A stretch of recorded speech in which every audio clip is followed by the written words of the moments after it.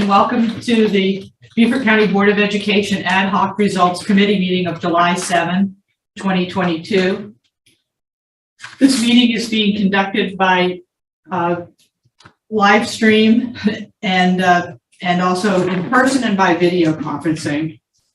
Request for public comments participation was accepted between 3:30 and 4 p.m. by sending an email with your name, phone number, and topic to Robin, and that's Robin with a Y, .cushingberry@beaufort.k12.sc.us. And if you send in a request for public, you'll receive a phone call during public comments where you'll be able to speak and address the committee for a maximum of 3 minutes on issues within the committee's domain. The forum will be limited to 15 minutes. Present today in the Media Center at the, President Conference Room E at the district office, we have committee members, Kathy Robon and myself, and we have other committee member. Is he on? No, he's not yet online. That would be Mel Campbell, but online we have David Strivinger. David Strivinger. Okay. And then also here in the district office, we have Superintendent Rodriguez, Daniel Fallon, and Wendy Cartledge, and Robin Cushingberry. So we now need since we'll call the meeting to order, to stand for the Pledge of Allegiance. Right over there. I pledge allegiance to the flag of the United States of America and to the republic for which it stands, one nation, under God, indivisible, with liberty and justice for all. Please be seated. So, Robin, do we have any public comments? You gotta approve the agenda first. Oh, whoops. Thank you. I move we approve the agenda. All right, and since Mel's not here, I'll second it. Any discussion? All in favor? Aye. No public. Okay. We do not have any public comments. So next up, Kathy, can you make a motion to approve our committee meeting minutes? Yes, I move that we approve the committee meeting minutes of our April 4th, 2022 meeting and our June 6th, 2022 meeting. I'll second it. Any discussion? All in favor? Aye. All right. Next on the agenda, we have Daniel Fallon, who's going to give us a review of the State Department's data for 2 school years. I believe it's 18-19, 20-21. Correct. Okay. No, we have it in front of us, so it might just be easier. It's not up on the board yet. So the committee asked last meeting to examine the rank of how Beaufort County ranked in the state of South Carolina in 2018-2019, and then do a comparative analysis of 2020-2021 school year. So a pre-COVID and then I don't want to say post-COVID, but in the midst of COVID analysis. So I went and I pulled what I could, but it's not all that I could pull, just so you know. It could go much more granular, but for the sake of the group and for the sake of this type of analysis, I tried to keep it to the report card metrics as much as I could, but then I also brought in the kindergarten readiness, knowing that in the prior tool, there was a K2 analysis. Not able to do a first and second grade kind of full at the state level, but what I do have is we do testing for kindergartners in the first 45 days of the school year. That gives us some sort of readiness benchmark for the school year. So I thought I would include it since I have the ranking and I have the means to do it. So, and the overall readiness score from kindergarten readiness assessment administered in 2018-2019, Beaufort County ranked 50 out of 84 school districts that had those grade levels. Now, if we look at 2020-2021, we improved. We were then ranked 40 out of 81. And I'll get this out of the way now. You probably wonder how we went from 84 to 81. But it is a push. It was a push of Superintendent Spearman in the legislature to consolidate multi-district counties. So in some of those instances, we had Florence, consolidated for 21-22. We should have a Hampton 1 and Hampton 2 consolidation. So there are some of those districts that are consolidated. And then I gave a relative rank change. Normally we just do the math, 50-40, it would be 10 points. But with the denominator or the number of districts, we have with that. So that actually equated out to an improvement or a change in rank of 10. So that's kind of how that's done. So it'll look a little, this one was cut and dry, pretty easy, but the next one I'll kind of explain as well. So elementary school, that's the ES, middle school, MS. So that's elementary, middle, academic achievement. Just as a review, that's grades 3 through 8. It's ELA and math all combined into one. That's why I took the metric. It's a little bit easier than looking at grade 3, 4, 5, 6, 7, 8, and the broken down subjects, and then the broken down demographics that were in the last tool. We'd be looking at 60 to 70 indicators of how they ranked, and that's just a little too granular. So I did grab the 18, 19, 20, 21. So there's the all students, just like our Beaufort County data had. We had the all students. And then I pulled the individual ranks for these subgroups, the African American, Hispanic, and Caucasian students, as well as the ML students, the students with disabilities, and our pupils in poverty. So it mirrors the same type of report that was there before, at least with the subgroups. The difference being this is not a gap analysis. So what this is showing is for all groups, all students, in 2018, 2019, the rank there, we were 22nd out of 84 districts. Just the African American subgroup of Beaufort County, they were 34 out of 84 districts. Hispanic was the 31st out of 69. You see there's a big drop there. That just shows you how many districts do not have a reportable Hispanic subgroup across the entire districts in grades 3 through 8. So it kind of shows our uniqueness there. Our white subgroup, 5th out of 80. ML students, again, we dropped the subgroup down more of 64 districts. We were 35th. Students with disabilities, 31. And then pupils in poverty, we were 30th. So we could compare that to the 2020, 2021. In all but 2 areas, we showed improvement. Again, it's not just straight subtraction of the rank from each other.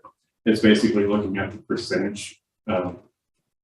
Basically 30 of 84 is what top percentage of the state you're in. Then you can do the math on the percent. So that's why it's 7.67 for pupils in poverty. Now with that, I don't want to go through painstakingly everything, but just part of a drawback of this type of analysis, just because our relative improvement in a rank does not mean we had achievement. It just means we might have stayed the same and the state fell back, or we might have showed some decreases, but the rest of the districts in the state showed a larger decrease.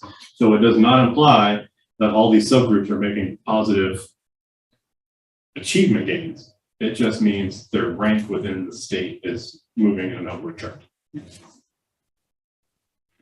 So there's assumptions with the data that we can't make. We can't say, like if they were looking at the elementary middle school, we cannot say the students with disabilities are improving in Beaufort County on their achievement. We can say they're improving their relative rank and their placement in the state, but we cannot just assume that their test scores are good. So then we look at high school achievement. This is a cohort model. So it's students taking the Algebra 1, in this case, it's still English 1, US history and biology, and then reporting over the 4-year period of the students there. So this is percent of students scoring D or higher, basically passing the assessment. So again, we have the all students, African American, Hispanic, white, and then we have our ML, our students with disabilities, and people in poverty. So same exact metric, just the EOC instead of SC ready. Talk about elementary and middle school prepared for success. This one's a little bit, I won't say skewed, but it is a little bit different. In 18-19, we had science and social studies. In 2020-21, we only had science. But then again, all the districts in the state just had science. So it's not taking anything away from the other districts. Just if you see larger gains there or whatnot, or large losses, you could see large losses as well. It's because we just pulled an entire subject out of that metric. And I misspoke on the high school academic. It's English 1 and algebra. prepared for success at high school, that page 2, is U.S. history and biology. So it's the science, social studies versus ELA math. So those are apples to apples comparison for the high school. English 1, Algebra 1, English 1, Algebra 1, both years. And then the final comparative metric was college or career readiness, same as from the tool kind of used before. And it's looking at students' SAT, ACT, IB, AP scores, dual enrollment hours, as well as their work key scores and everything else. So that held relatively the same, college and career ready. It is interesting to know that in 1819, that metric was the base, the cohort model was of the students who graduated.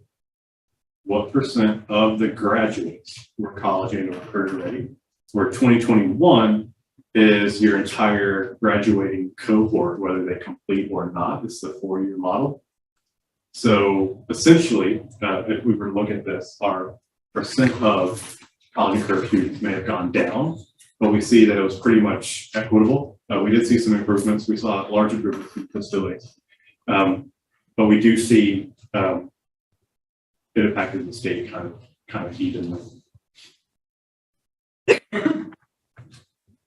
All of our students with disabilities seem to, Their relative rank in the Yeah. state improved. That's what we can say. yeah.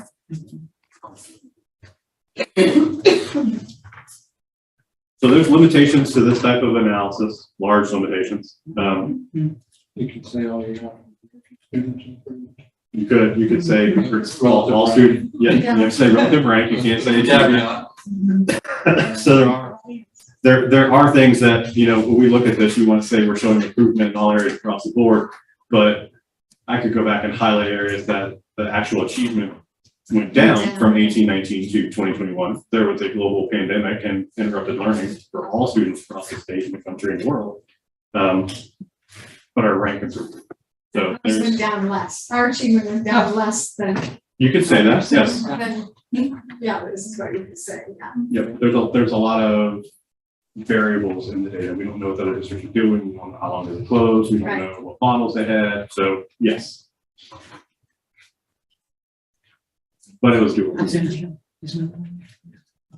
So this question's for Dr. Rodriguez. Yep. One of the things I could think of why the relative rank improved so much for students with disabilities in each of these categories is because they came in to our schools during this. We did have a COVID. school. Yeah. Did most of the districts in the state do that or no? No.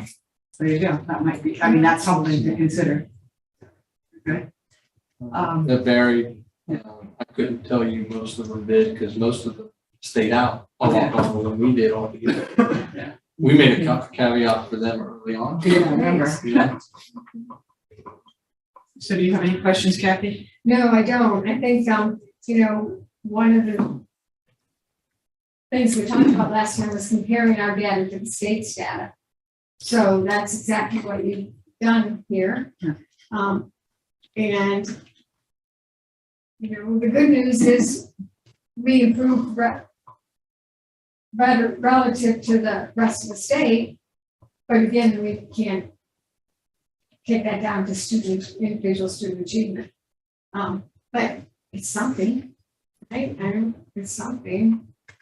I mean, there are so in this one, elementary school and middle school student achievement, where we are ranked 5 of 77 for the white students. So, of the 70, who are the next 4? Is it Greenville, Charleston, who's at the top? Who would be our, Could vary. yeah, it could, it's a small district, or, yeah, It's your usual suspects. Yeah. When we're looking at that stuff. Is it Earl? Oh, Earl. okay. I just sent Mel a text, Okay. so. Like I said, call me earlier for a ride. So, Daniel, can you just repeat? I know you already said this, but I kind of missed For high school academic achievement, which EOCs are those? So academic achievement is English 1 and Algebra 1. Okay, and then the other, okay, would be US history. biology. Yeah, okay, okay. That's just a. And just so you know, if asked to do this for 21-22, when the data comes out, US history will not be reported. I may not have it in time because it's going through standard setting this year. And that's the only problem. English 1 is still right for the thing, but I may not have the data. No one will say that, but the data might be missing all of the scores for US history. And then this is the last year of English 1 anyways, correct? This was the last year of English 1, at least on the cohort model. Yeah. So the English 1 has not been administered in the district for 2 years, but that class of students will graduate this coming 22-23 school year. So that will be all English 2 forever. Correct. And from this point going forward, college and career ready is the cohort. The entire full year original cohort. So right now we can document students out that transferred or, you know, in sad circumstances, that deceased I mean, students. But all your retained students or your 5-year students or your special needs students that are on a multi-year plan, they're now reported that 1 year as either in college or career ready. So the first way done, we should have had inflated college and career readiness numbers because it was just the graduates. They should be college and career ready. So now it's looking at everyone that should have walked across the stage in that 4th year, were they college and career ready, regardless of graduating. But it doesn't, if the kid transfers out, he's not. If we document it properly, if the school documents that properly, then we're I mean, there are schools that are documenting that properly, that's pretty important. kids can move and never show back up. So there's some instances where they You could can't move. just say they're not here anymore, so Yeah. take them off. They have They have to You go gotta to find credit bearing them schools. themselves. Yeah, they have to go somewhere else. Has to be a credit bearing institution, have to graduate on time. There's lots of rules. You gotta find them. Yeah. And then sometimes you Yeah. have situations where a kid, will leave here and move back to Honduras, Yeah. right? Yeah. And they just up and go. Yeah. Right? And so Gotta find them. Yeah. You're not gonna find it. We got- hard to place a phone call. Yeah.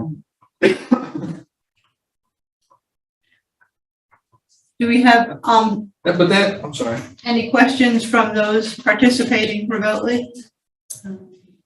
David and Earl. David and Earl? No questions for me, because I don't really put a lot of credence into this kind of an analysis. No question for me. Okay, thank you, gentlemen. So, we still don't have Mel, right? Yeah. So Kathy, do you have, the purpose of this analysis was, are we going to use this in any way on our current results? Yeah. Document, what's your opinion? Well, last time we ended up, you talked about doing a narrative that talked about patterns. Were we saying patterns? I mean, we could throw this information into a narrative,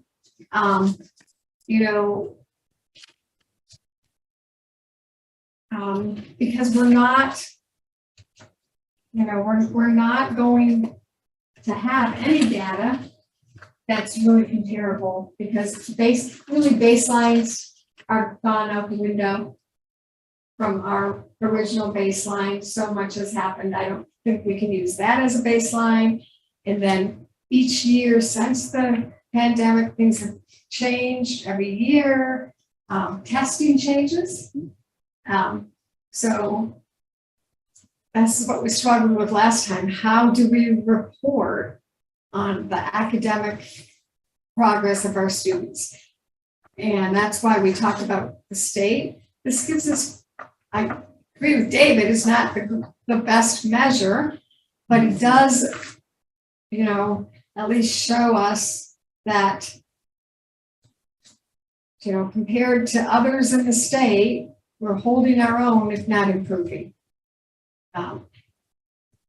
In relative And range. relative rate, right, because everybody could be going downhill too. Right. But everyone across the state had the same parameters that we did. I think, well, the students with disabilities, Tina, you brought that up, that we brought our kids in. Right. And that seems to be a shining example. I mean, that's pretty significant that we've moved up pretty highly in rank in each of those. And I'm surprised English language learners.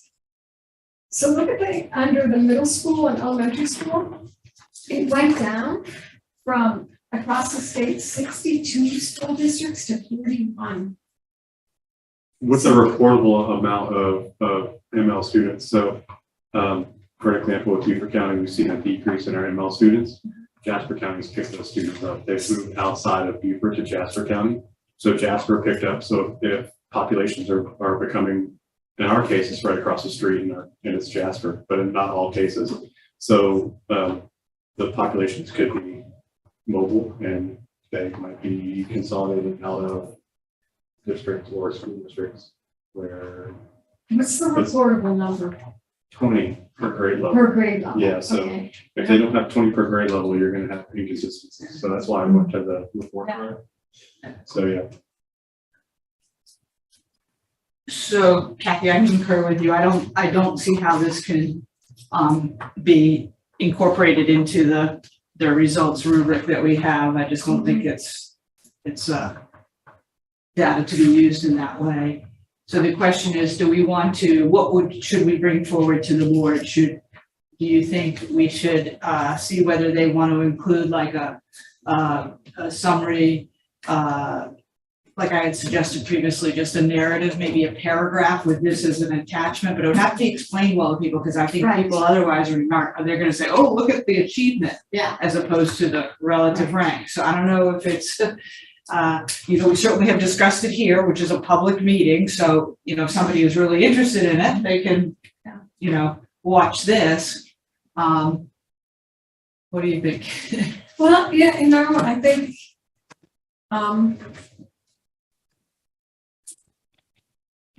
I don't see any way that we can land on something that's as concrete and as specific and as accountable as we had planned in our vision.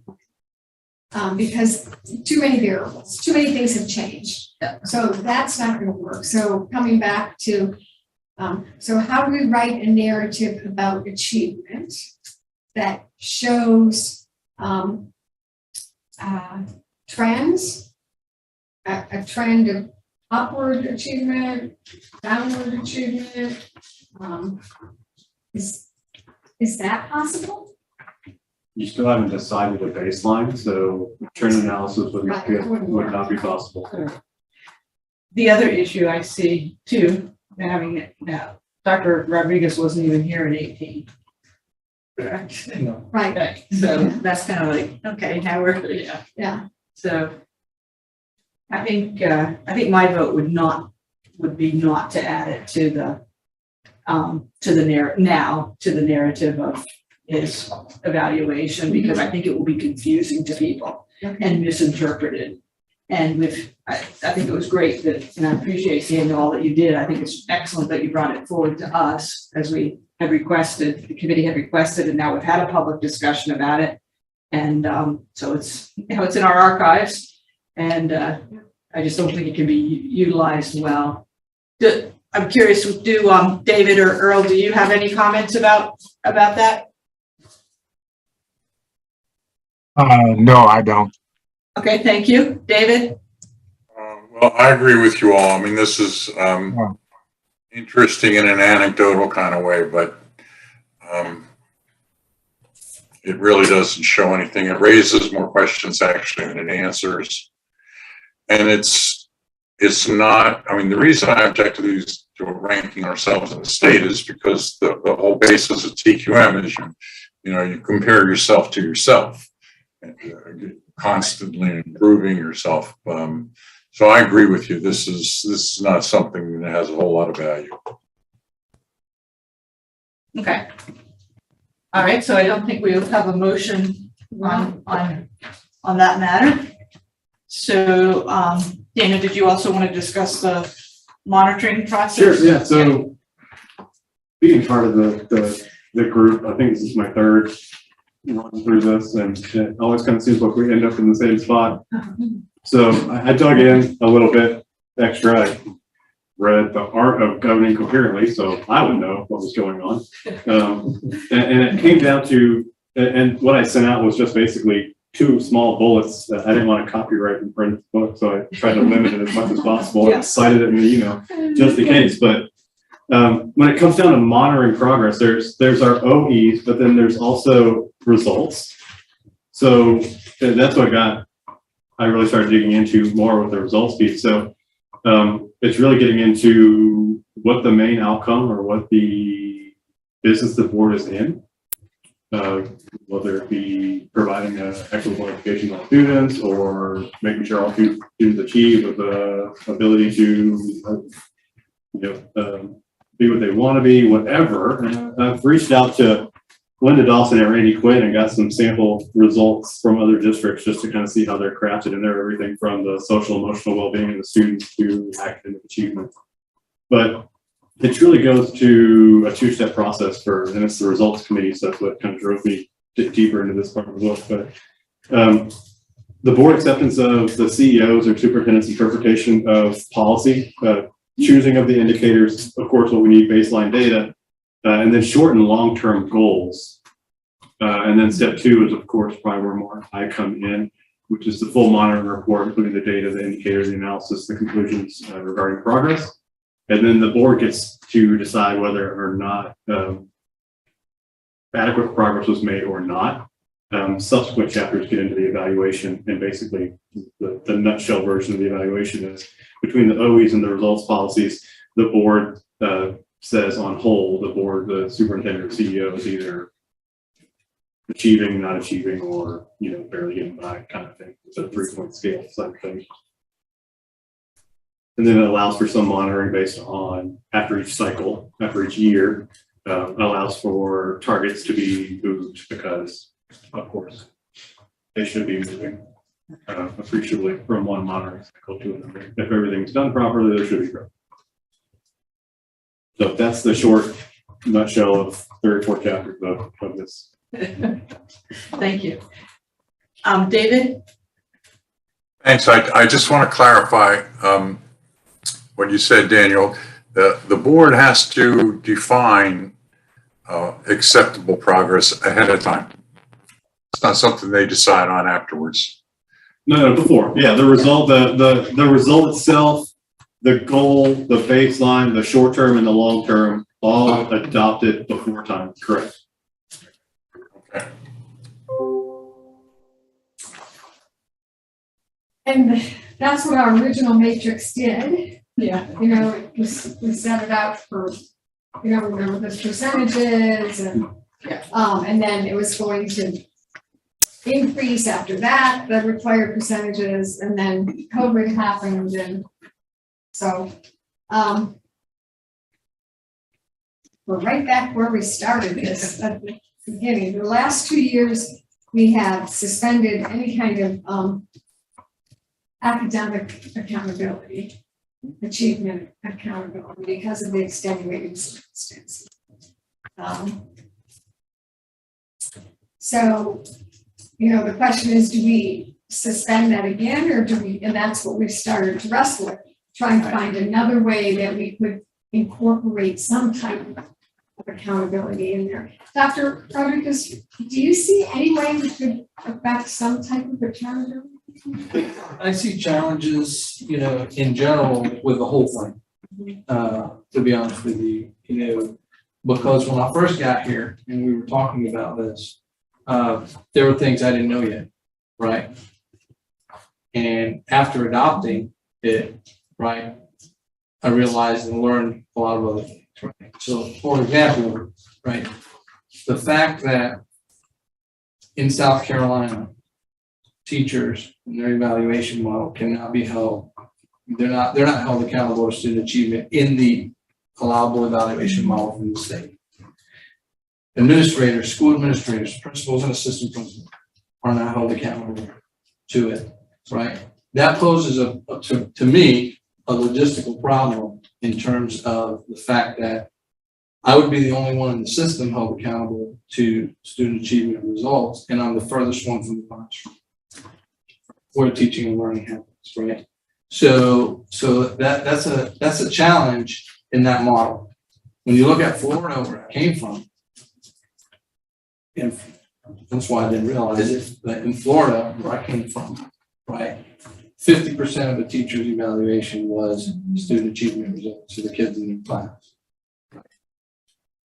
An administrator, 50% of their evaluation was based on student achievement of the students in their school.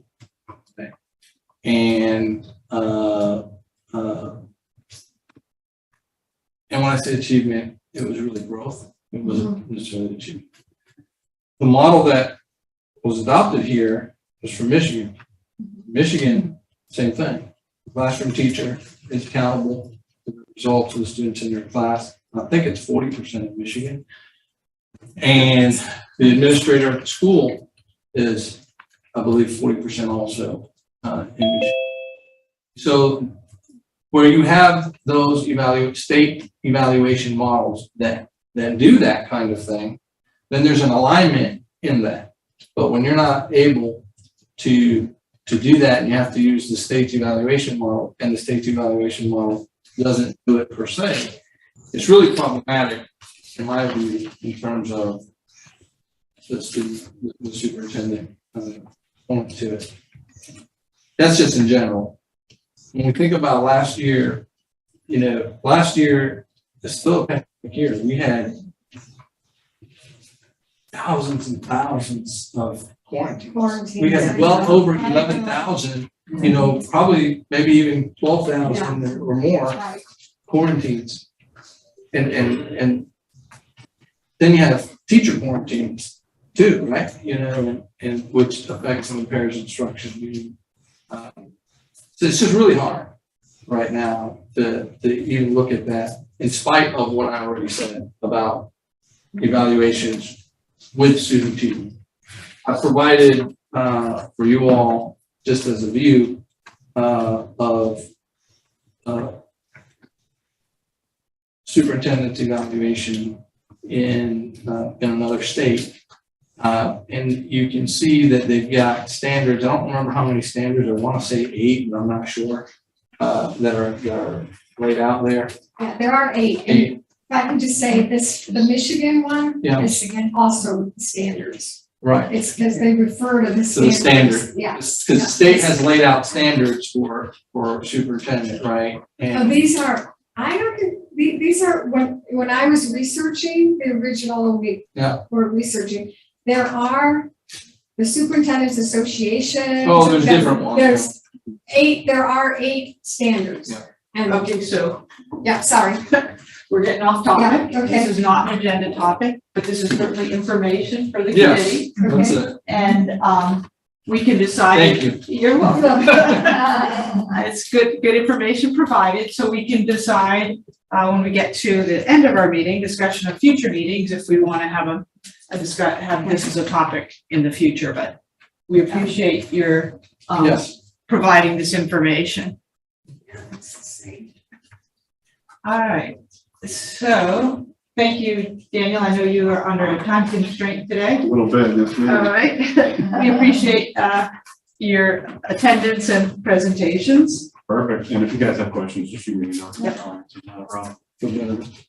All right, next up is Tanya Crosby for our next agenda topic is discussion on financial oversight measures. And if you look at our committee meeting minutes that we have already approved this evening, we specifically wanted to have a discussion of financial oversight in ESSER funds and how those could perhaps, especially the ESSER funds, be added to our results rubric that we have, because those are now, important part of our finances of the district, and they are a considerable amount of money.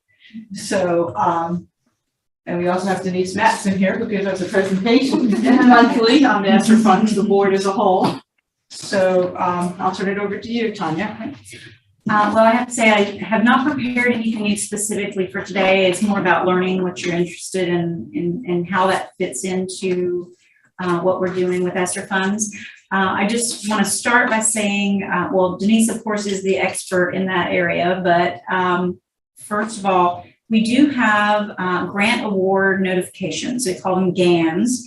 They establish requirements of the State Department of Education. And the GAN provides specific guidance regarding where the activities that are allowable. And the State Department also has prescribed recommended spending patterns by how much should be claimed by certain milestones within the grant award.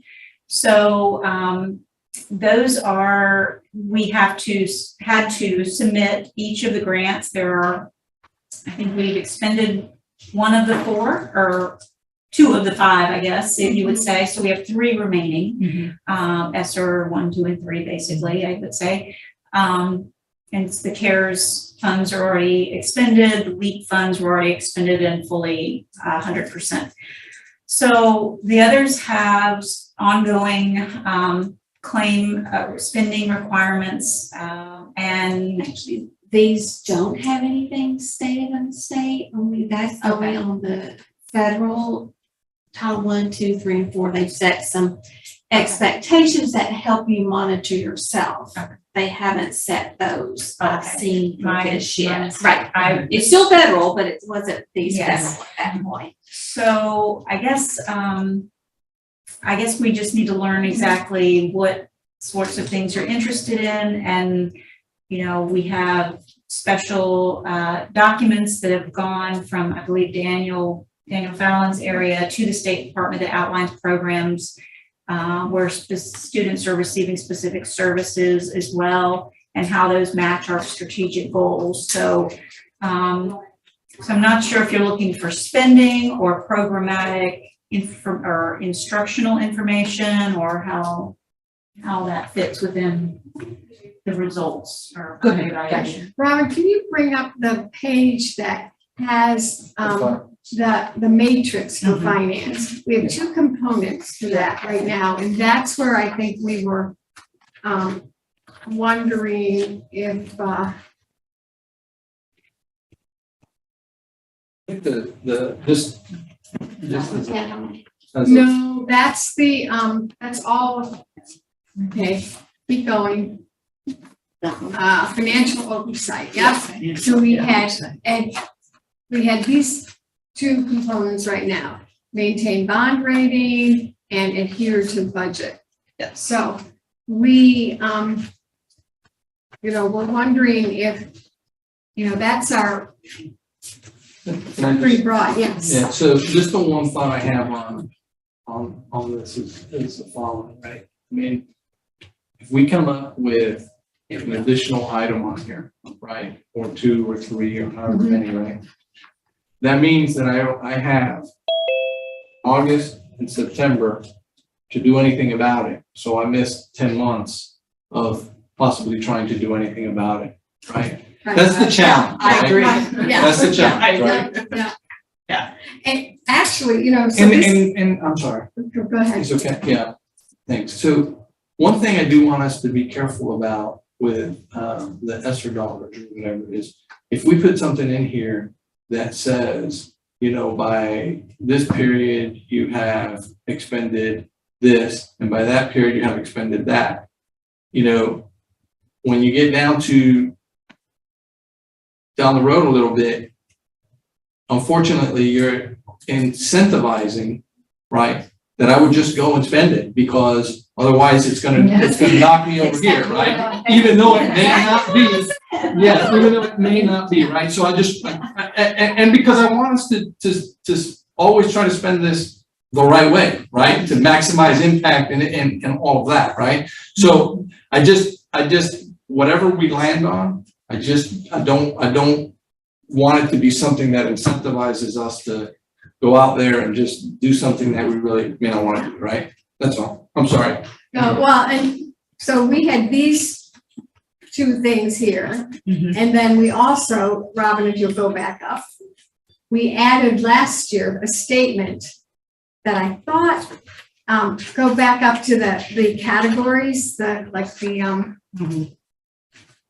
where we added something in red, these are, like, Yep. Yeah, Pandemic pandemic response, response. exactly. okay, And so D, business and finance, yeah, D6, if you can go to that. yeah. And I thought that one said,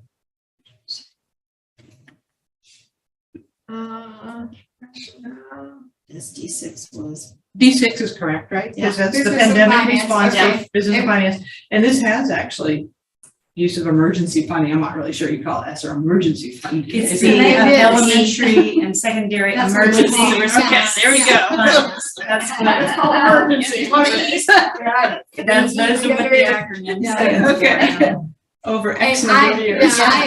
when we added this one, that's what I thought we were trying to address last time, that there was an appropriate use of Yes, ESSER funding. exactly. And I think when you added that, right, and by the way, that was a good thing because during the evaluation process last time, right, we were able to talk about different things that the board was interested in different areas, right? And I don't think that's kind of essentially what we did, but I think something like that doesn't incentivize you to just run out and spend some dollars, just whatever, just to get it to a certain number, right?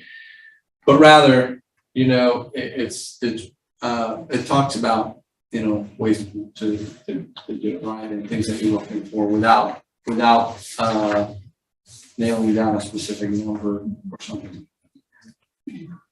So I would say also too, I mean, that's, as the CEO, it may be better not to spend it sort of in, you know, the same, how should I say, in the same sort of percentage gradually, like you might have a big Projects. a big project that a bunch has to go to, then you may not have much of anything Yeah. that's appropriate, and so I It's think that something should, we're kind of experiencing right now, right, with Should the be summer your decision. programming and all of those kinds of things, there's a bigger influx of, not influx, a bigger use of those dollars, you know, that you weren't seeing before, but you'll see it now because of summer programming and that kind of stuff.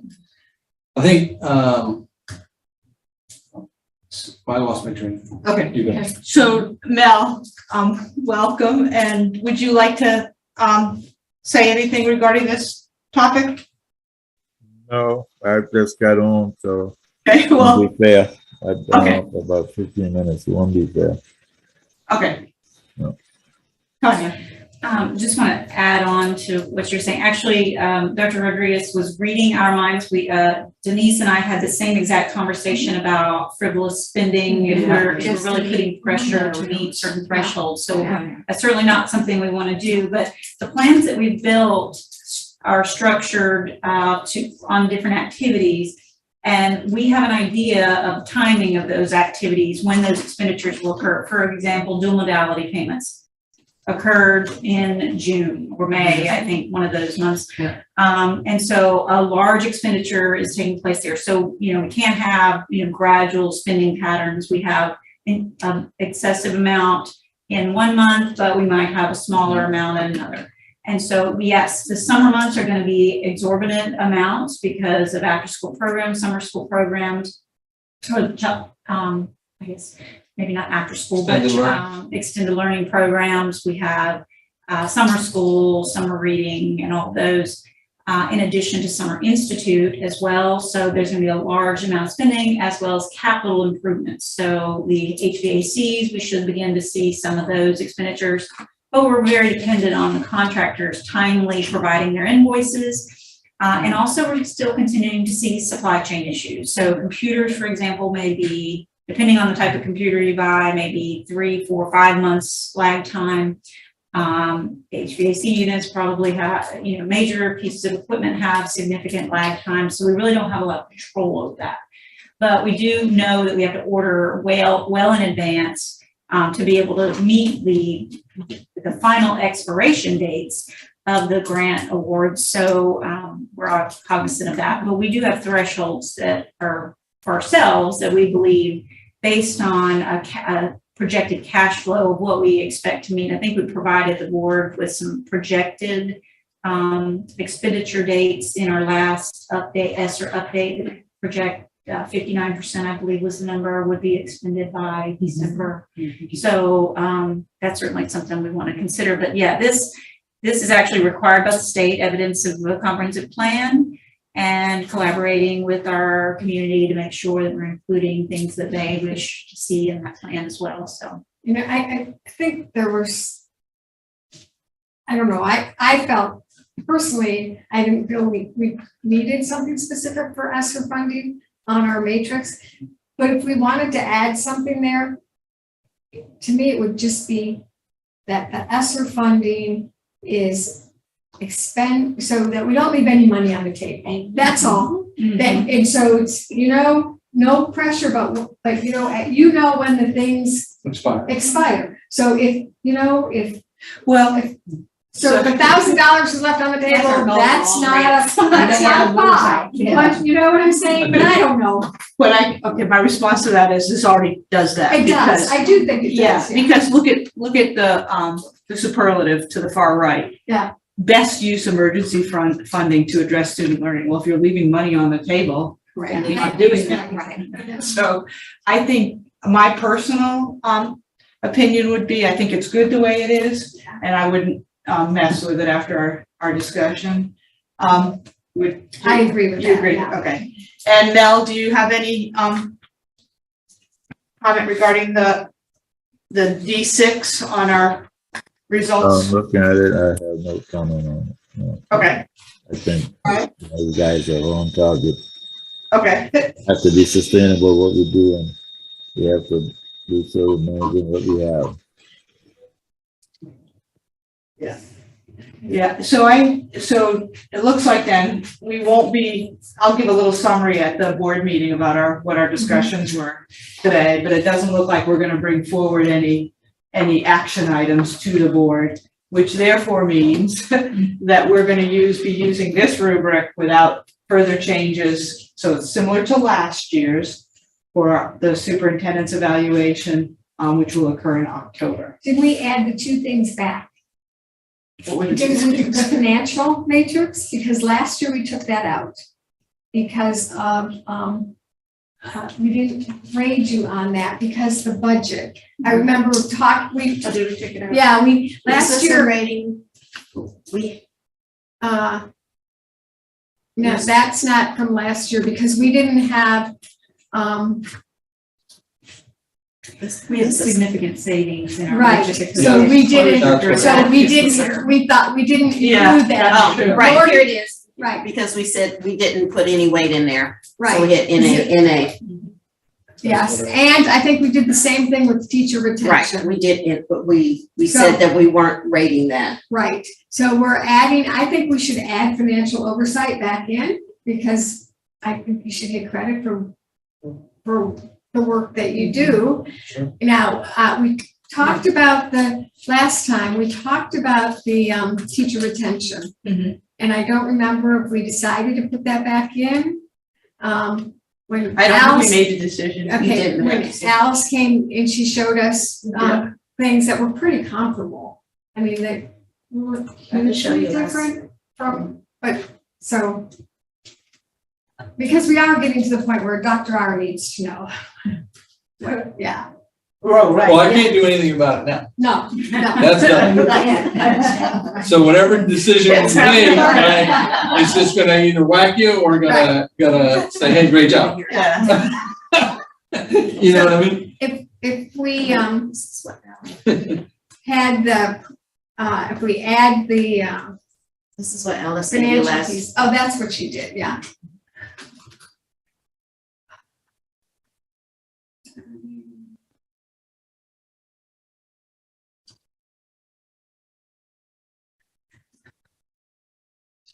Okay, go up the next one.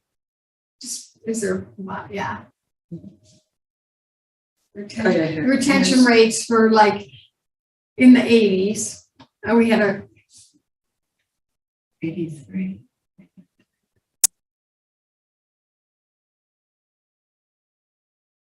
And I know the previous time we took that out because of the pandemic and we had, you know. There's 2020, 2020, 21, 22.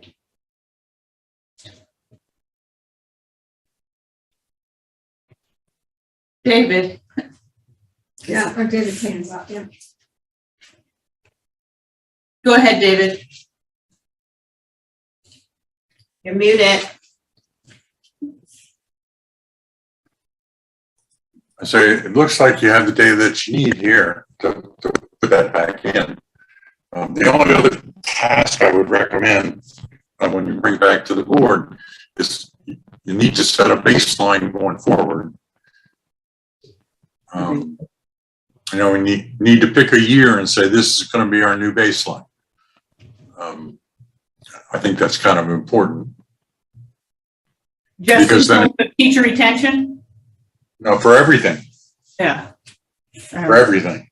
Because, you know, we have to tell Frank what we expect for next year. So he's got to have a baseline. We've got to tell him what the baseline is, and then those rubrics work. The whole problem was we didn't have a baseline. So I think that has to be another part of your report.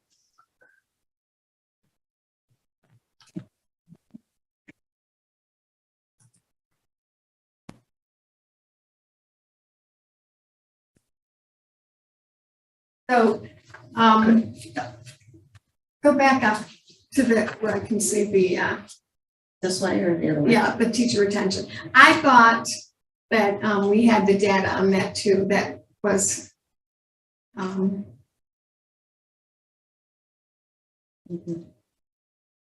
that she gave us, Oh, that what was- Alice gave us? that Alice gave us, that was,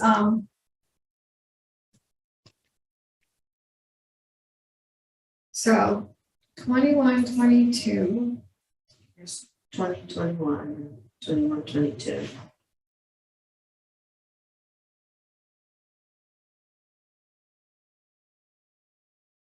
Retention rate 81 compared to. I need to look at that. Yeah, I know. So my comment would be, even though we have this data from Alice, I still think it's in a way unfair to be evaluating them, because how do you this past school year has ended 21-22, and as we have already commented at this meeting, you know, we had gobs of quarantines, right? Had to be sure I use the right word, quarantines. And so, and then of course the prior year, you know, we had probably lots of isolating students and staff.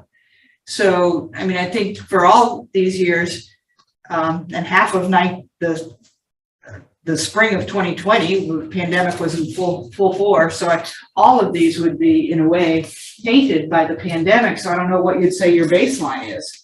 And maybe that's what we say, that the data from this year, what we have up there is our new baseline going forward. That sounds good to me. Mel, would you agree with that or disagree or? Baselines are just baselines too. I mean, further vetting of what the baseline is might help us establish our new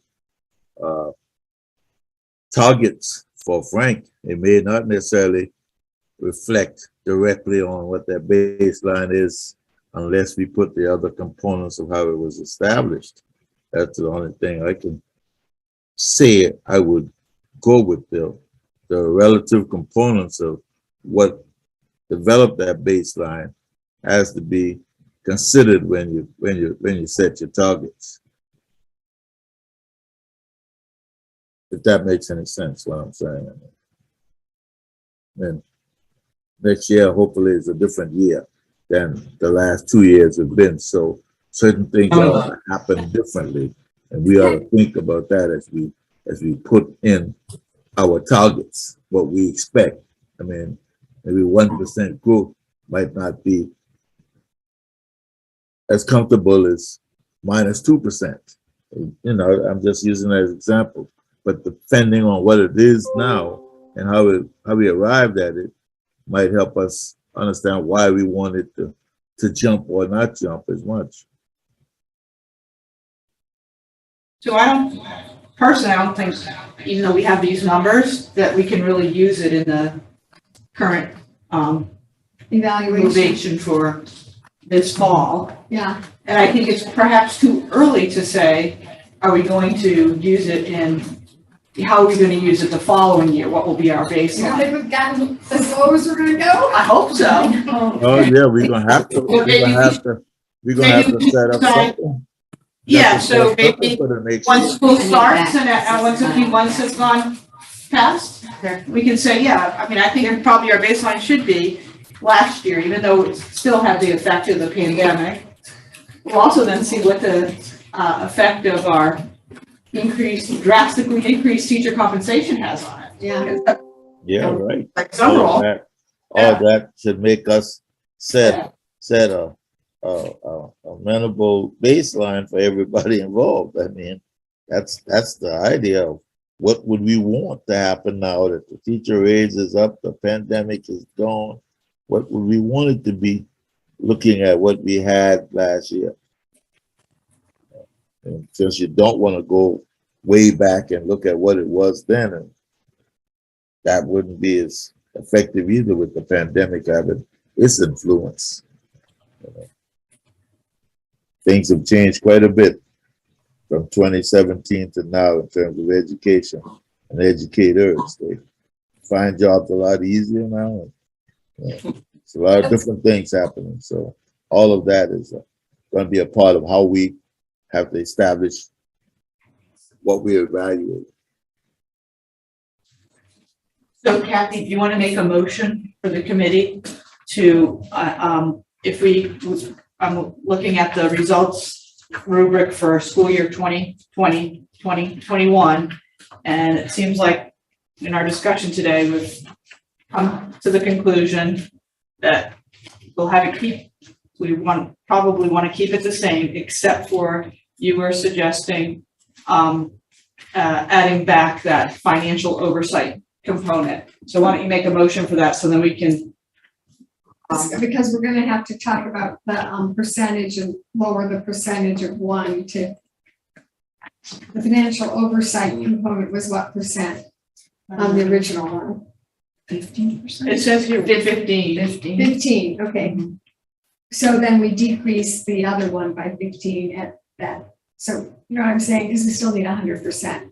So last time, 100% of his. Oh, yeah, that's right. Yeah, evaluation was on the matrix score. Where's that? I don't have it. Use 35, 50, 60, 70. So, yeah, but do you know how it was taken out? Because it adds up to 100%, of course, last year. Right. Without these two things, but now we're adding one back. That's right. So that's what we have to. Yeah, So look at. Go back and pull up the one. the one from the prior year, maybe 20, 1920. yeah, exactly. Yes. Because last year was 2021. Also, what about retaining and retention? Are we adding that back to as well? No, we just. No, we just had the discussion. Right, yeah, I heard my phone was breaking up, and so I wanted, because that is my concern. I think that should be something that should be brought back to the table now with these raises and everything that you talking about is giving out. You can't factor in the raises because the raises haven't taken effect, right? I mean, that's coming for this coming school year. Right. That's not for the one we just finished. So it didn't really, it's not a factor until next year. Next year is a Next factor. year. It'll be That's back. what we just. Yeah, because this evaluation happens this October. So,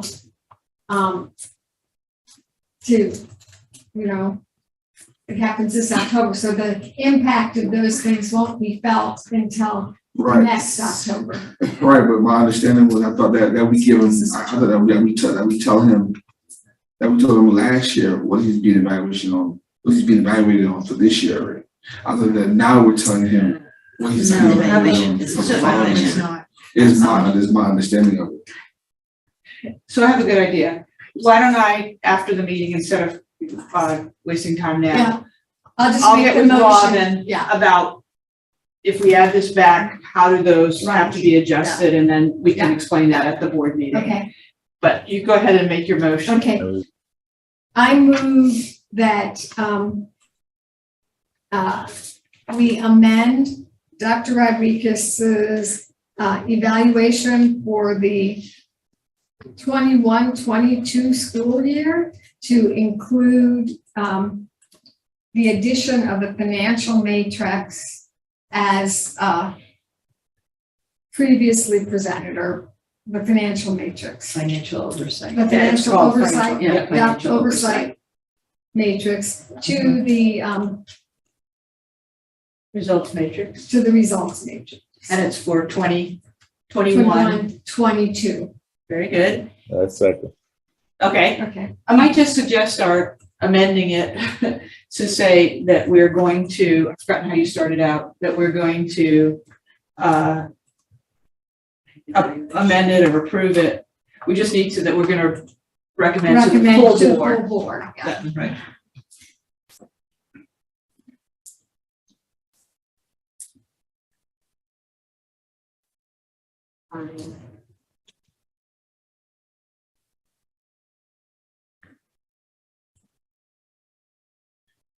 You can't find the other one.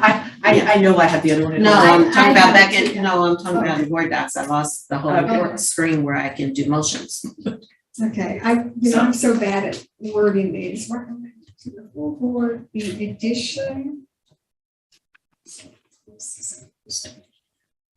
still have a question when you, Okay, hold on. Let's see what the motion is and then discuss it, because we have it already second.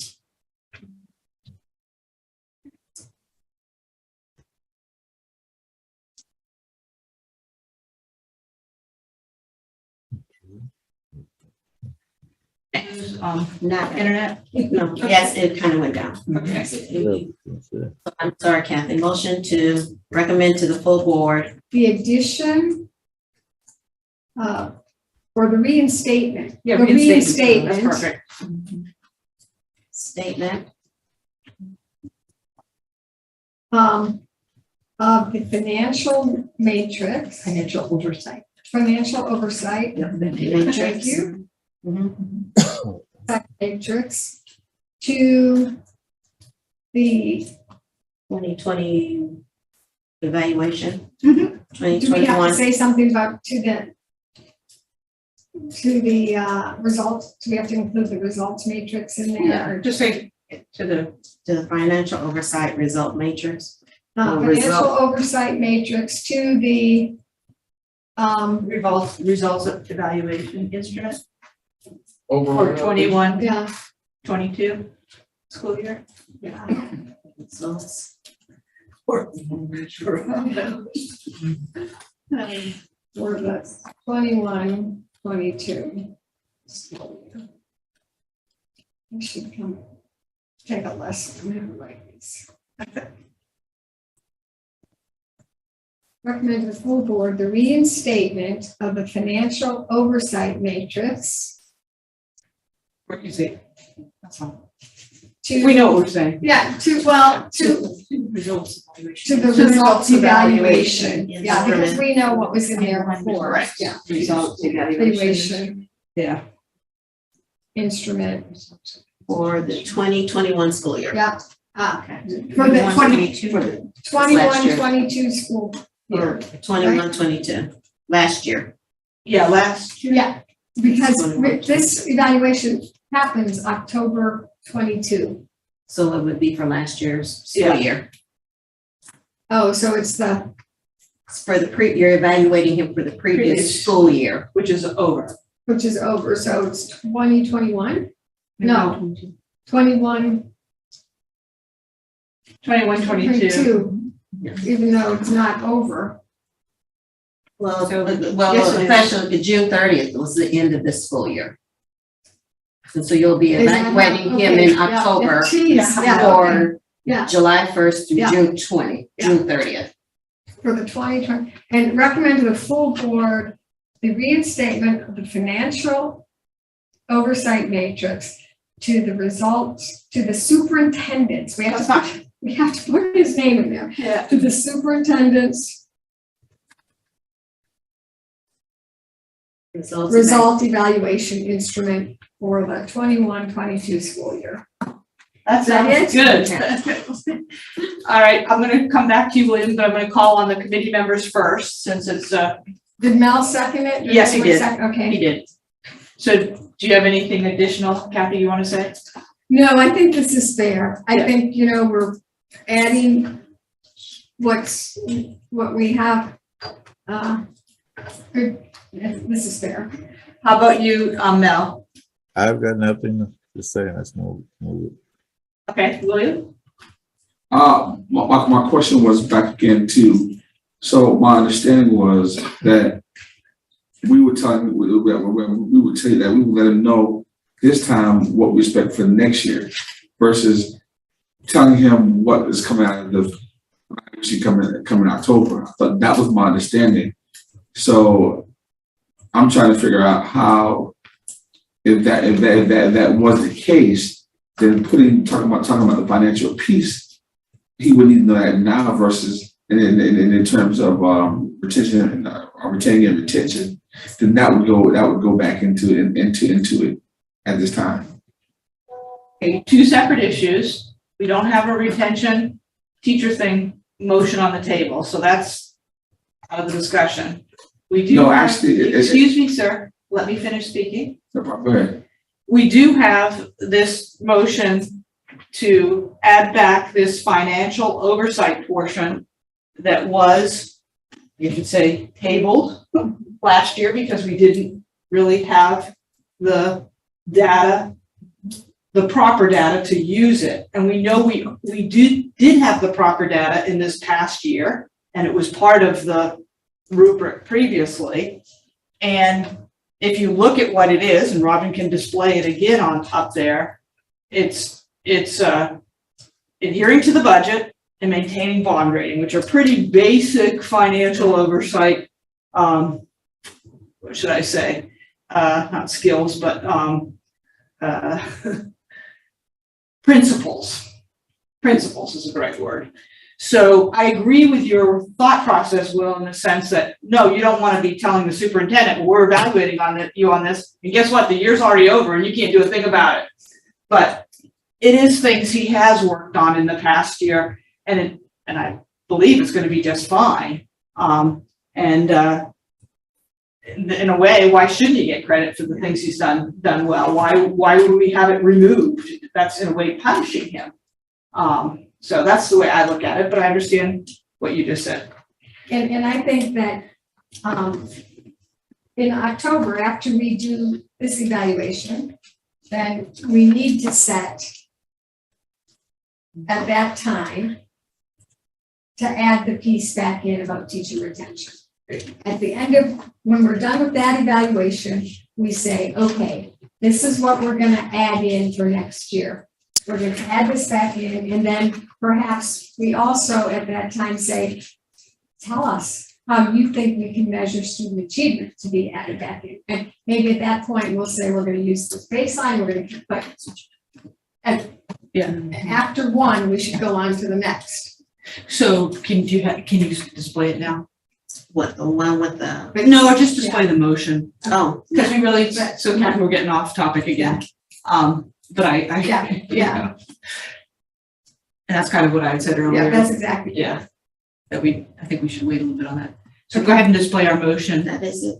Well, we don't Oh, see it. it's, oh, I'm sorry. I'm sorry. You see it. I see it. Share screen. Because it's been Kathy made the motion, Mel seconded it. We've had discussion, no further hands are up. And if we see it, okay.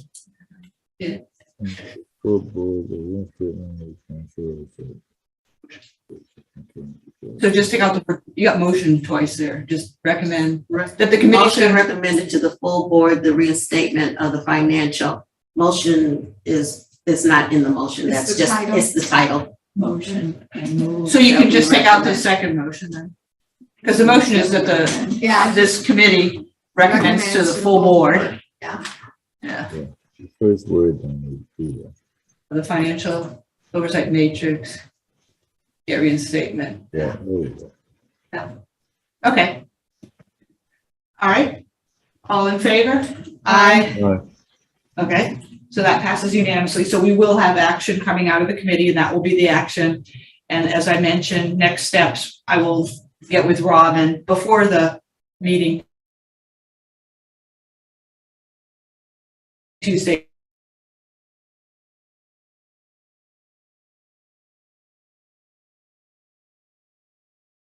Night, and to try to decipher, because we have to add to 100, as we said. Next, thank both Tanya and Denise for your input tonight. Thank you, and Dr. R. Our last agenda topic is discussion of future meetings. So Dr. Rodriguez kindly gave us some other, should I say, rubrics or evaluation instruments for superintendents. I kind of see that it might be problematic to start discussing those ahead of your current evaluation, because I think that's going to add a lot of confusion. I hate to say board members, not maybe so much board members, but also maybe the public if they're listening.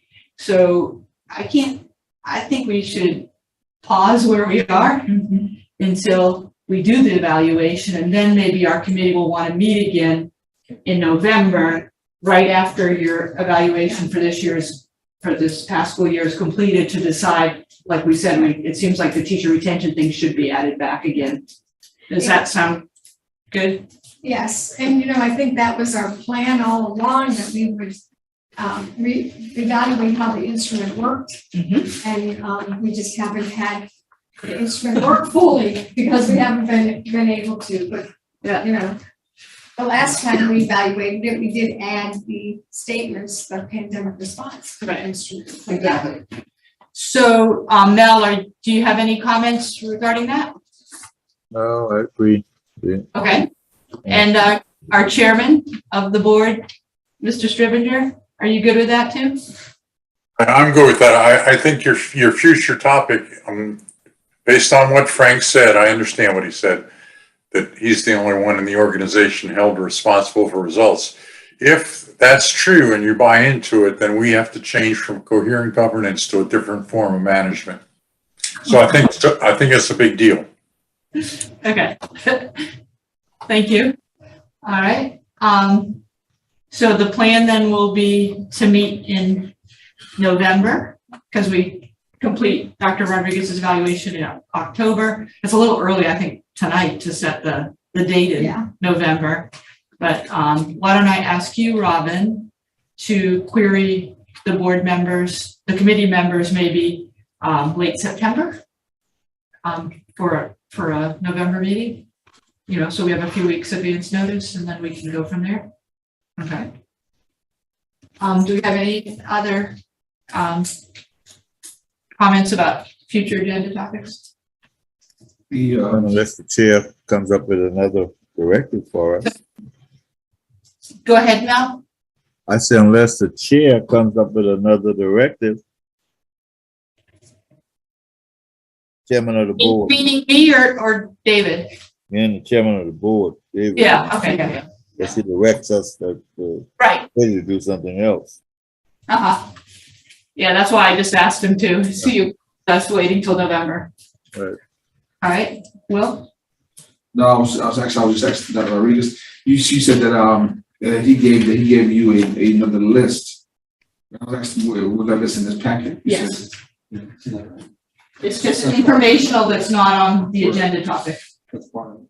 Yeah. Keep going. Okay. There's 3 things. We can show you after it's adjourned. So, 3. This one. Kathy or Mel, do you want to make a move to I adjourn? move we adjourn.